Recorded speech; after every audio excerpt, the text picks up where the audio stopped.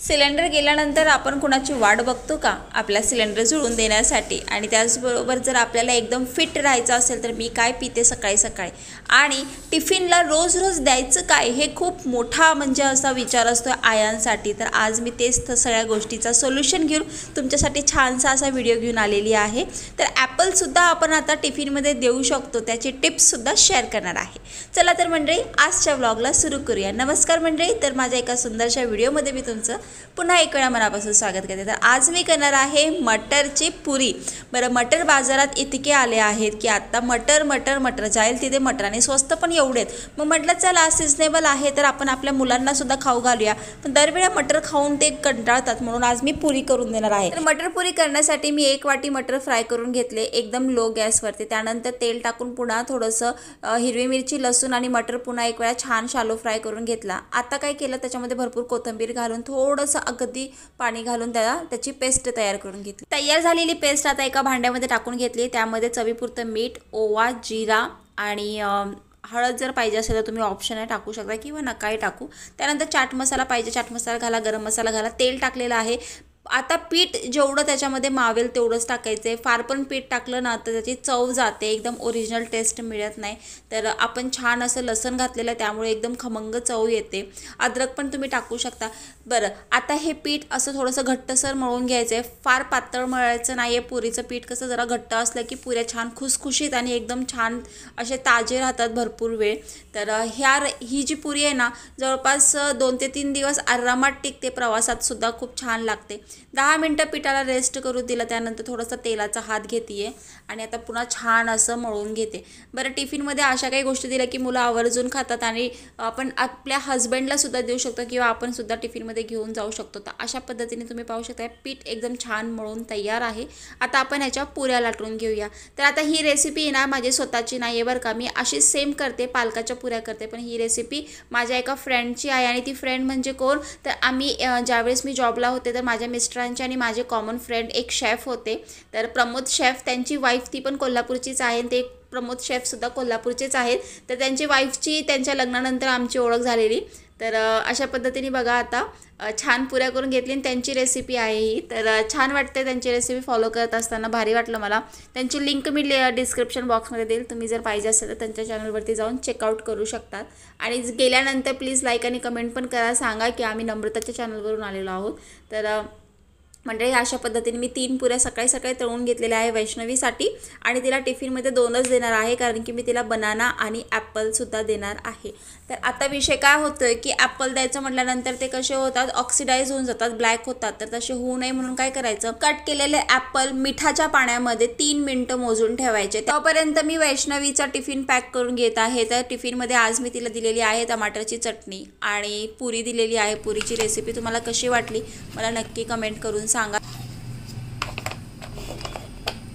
आता 3 मिनटं तुम्ही पाहिलं असेल की ॲपल थोडंही काळं पडलेलं नाही. आता आपण काय करायचं आहे, ह्यातलं जे पाणी होतं मिठाचं ते टाकून द्यायचं आणि पाणी चेंज करायचं. आणि आता हे चेंज केलेलं पाणी बिना मिठाचं असणार आहे. यात मीठ न टाकता आपण पुन्हा एक वेळा हे ॲपल असे चांगले क्लीन करून घ्यायचे. आता हे आपले ॲपल व्यवस्थित राहतील. तुम्ही टिफिनमध्ये देऊ शकताय आरामात, तुम्ही सुद्धा घेऊन जाऊ शकताय किंवा तुमच्या मुलांनासुद्धा तुम्ही देऊ शकताय आणि आरामात एन्जॉय करा ॲपल. बरेचदा काय होते, एक ॲपल मुलं खात नाही आणि स्लाइस करून दिला की ते काळे होतात. पण ही एक पर्याय जी आहे खूप छान आहे. मी 1 किलो ॲपल आणून ठेवले घरात आणि वैशूला टिफिनमध्ये असे देत असते 4-4 स्लाइस. तर आता मी वैष्णवीला स्कूलला ड्रॉप करायला जात आहे, म्हणजेच ऑटो येणार आहे तिचा. बरेचदा काय होते, ऑटो मिस होऊन जातो, त्यामुळे मला तिला स्वतःला सोडावं लागतं. पर्याय नाही आहे ना, शिवचरणसुद्धा सकाळी सकाळी उठून बसतोय, त्यामुळे तसं होतंय बघा. तर आता आम्ही ऑटो स्टँडला थांबलेलो आहोत. तर वैष्णवीची ऑटो येणार आहे आणि तुम्ही पाहू शकताय वातावरण केवढं काय आहे, कारण की आत्ता वाजलेत 6:45 सकाळचे आणि अजूनही अंधार आहे. तर चला आता ऑटोवाला येईल, वैष्णवी जाईल, त्यानंतर घरातलं रुटीन आवरायचं आहे. मग खुश आहेस ना आज?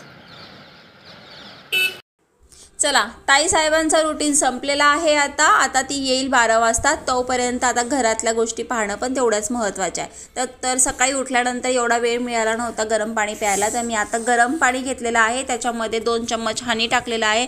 ऑलरेडी सर्दी प्रचंड होती मागच्या आठवड्यात, त्यामुळे आता यामध्ये लेमन मी ॲड करत नाही आहे. पण लेमन ॲड केल्याने खरंच मेटाबॉलिझम इतका कमी होतो आपल्या शरीरातला आणि डायजेशन खूप छान होतं. तर अशा पद्धतीने सकाळी सकाळी मी असं पाणी पित असते. थोडंसं का असे ना, पण 10 मिनटं मी रिलॅक्स बसते, एकदम थोडं शांत करते डोक्याला आणि विचार करते की आपल्याला आत्ता करायचं काय. हा व्हिडिओ ना माहिती नाही किती लोकांना हेल्पफुल होईल, पण माझ्या मम्मीला तर जबरदस्त होणार, कारण तिला अजून सिलेंडर लावता येत नाही. तर काय करायचं, सिलेंडर जो गेलेला असतोय त्याचा रेग्युलेटर असा वरती प्रेस करायचा आणि एकदम इझिली ते रिमूव्ह होऊन जातं, निघून जातं, वरच्यावर येऊन जातं. तर आता हे रेग्युलेटर बाजूला ठेवायचं आणि जो संपलेला गॅस आहे तो मी बाजूला काढून घेत आहे. आता जो सीलपॅक आहे आपलं सिलेंडर ते घ्यायचं, त्याच्यावरचं जे कवर असते लावलेलं सीलपॅक ते काढून घ्यायचं. त्यानंतर काय करायचं, ही जी दोरी आहे ना, ती दोरी आपल्याला ओढून धरायची आहे. थोडंसं वरती पण प्रेशर द्यायचं ओढायला आणि थोडं खाली पण, असं दोन्ही हाताने जबरदस्त प्रेशर द्यायचं. तर मी दोन्ही हाताने प्रेशर देत आहे, तुम्ही पाहू शकता. आणि आता हे एकदम 1 ते 2 मिनटामध्ये निघून जातात. तर ताकदीवर आहे, तुमच्याकडे केवढी ताकद आहे तेवढी लावा आणि होऊन जाते ते, फार काय अवघड नाही आहे बघा. आता हे रेग्युलेटर पुन्हा वरती प्रेस करायचं बघा, हे असं करायचं, समजलं ना. अशा पद्धतीने वरती प्रेस करायचं आणि जे होल आहे त्याच्यामध्ये हे व्यवस्थित असं प्रेस करूनच ठेवायचं. होलमध्ये व्यवस्थित असं टाकायचं, ऑटोमॅटिकली ते कनेक्ट होऊन जाते. तुम्ही पाहू शकता, 1-2 वेळा असं उचलून बघा, तुमचं सिलेंडर लावून झालेलं आहे. अजिबात घाबरायचं कारण नाही. आता हे वरती असं कॉक केला की आपलं गॅस ऑन होऊन जातोय आणि खाली केला की गॅस बंद होऊन जाते. तर मंडळी, आय होप तुम्हाला ही टिप कळाली असेल. ज्यांना माहिती नाही, जे कोणी घाबरत असेल त्यांनी प्लीज घाबरू नका आणि कोणाच्या मदतीशिवाय आपण करू शकतोय. आता मी काय करत आहे, माझं घर लोटून घेत आहे. जरा मम्मीचा सकाळी सकाळी कॉल आलेला, पप्पांची चौकशी मी करत होते. मोस्टली आमचं फोनवर बोलणं होत नाही, कारण मी पण व्यस्त असते आणि मी जास्त करून मम्मीच्या संपर्कात कमीच असते. कारण काय होतंय ना, जरा मला तिकडचं कळालं की मला त्रास होतोय. आता महिन्याचं राशन पाणी आपल्याला स्टोअर करून ठेवायचं, त्यामुळे हे जे डबे आहेत ते घासून घेत आहेत. तर आपल्याला, मी काय महिन्यातनं एकदाच घासते, मी काय वेगळं तुम्हाला सांगणार नाही, जे रियालिटी तेच सांगणार आहे. महिन्यातनं एकदाच मी घासत असते, कारण की सारखं सारखं काढायला होत नाही. रुटीन एवढा व्यस्त असतोय ना ऑलरेडी 2 मुलांमुळे की होतच नाही आहे. अगदीच गरज पडेल त्यावेळेस दुसरे भांडे वगैरे जे काय असतात घरातले ती घासून घेत असते. पण आत्ता ही भांडी मी घासून घेतलेली आहे आणि बाकीचे पण स्टीलचे आणि ॲल्युमिनियमचे डबे आहेत ते पण घासून घेणार आहे. तर पहिला हेच घासून घेतले. तोपर्यंत शिवचरण पण उठलेलाच होता माझा आणि तो उठला की दंगा प्रचंड असतोय, म्हणून वेळात वेळ मिळेल त्या गोष्टी मी करून घेत असते. आणि कंटाळ न करता केल्या की गोष्टी होऊन जातात बघा. हळूहळू करायचं, मला जमेल तसं मी करत असते. मी जास्त लोड घेत नाही कामाचं. तर अशा पद्धतीने सगळे भांडे जमा करून धुवून घेतलेले आहे. दूध पिणार, दूध पिणार, दूध पिणार, दूध पिणार, दूध पिणार, दूध पिणार. आज बरेच दिवसानंतर चहा कॅन्सल करून मी सुद्धा दूध घेतलंय. दुधामध्ये मी हॉर्लिक्स टाकलेला आहे, बॉर्नव्हिटा आणला नव्हता. आता वैशूला पण सवय लागली प्लेन दुधाची, ती पण. चला तर मंडळी, आत्ता सकाळचे वाजलेले आहे 9:30 आणि माझं सगळं काही आवरलेलं आहे. आता मी आंघोळीला जाणार आहे. मला माहिती आहे की माझा हा शेड्यूल फार चुकीचा आहे आंघोळीचा, पण माझ्यासाठी माझ्या दोन्ही मुलांचं खाणं पिणं आणि घरातली स्वच्छता पण तेवढीच महत्त्वाची आहे. तर ज्यावेळी मला डोकं धुवायचं असतं त्यावेळी मी लवकर उठून सकाळी पहिला डोकं धुत असते. काल माझा गॅस गेला होता, तर मी तो व्हिडिओ मुद्दामून शूट केला, कारण की माझ्या स्वतःच्या घरात माझ्या आईला अजून गॅस सिलेंडर अटॅच करता येत नाही. तर म्हटलं चला, असे खूप लोक असतील, खूप बायका असतील की त्या आपल्या नवऱ्याची किंवा भावाची किंवा मुलाची वाट पाहत असतात सिलेंडर अटॅच करून घेण्यासाठी. तर म्हटलं घाबरायचं काय कारण आहे ना. बऱ्याच बायकांना येत असतं, माहिती असतं, पण त्या करायला घाबरतात का, तर गॅस लिकेज होईल आणि काही प्रॉब्लेम होऊ शकतं. असं काही नाही आहे. जर आपण व्यवस्थित केलं तर कुठल्याच गोष्टीचा प्रॉब्लेम होत नाही. थोडंसं कसं आहे, आपण पण स्ट्रॉंग होणं तेवढंच महत्त्वाचं आहे ना. इमर्जन्सीला जर कोणी नसतं तर आपण काय करायचं.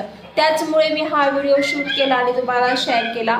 तर चला मंडळी, आजचा ब्लॉग तर मी इथेच थांबवते. भेटूया उद्याच्या ब्लॉगमध्ये, कारण की भरपूर कामं आहे अजून दिवसभरातली, ती मला आवरायची आहे. तर आय होप तुम्ही एन्जॉय केला असेल. रेसिपी कशी वाटली मला हे कमेंट करून सांगायला अजिबात विसरू नका आणि लाईक केल्याशिवाय अजिबात जाऊ नका. चला तर मग काळजी घ्या. Bye bye.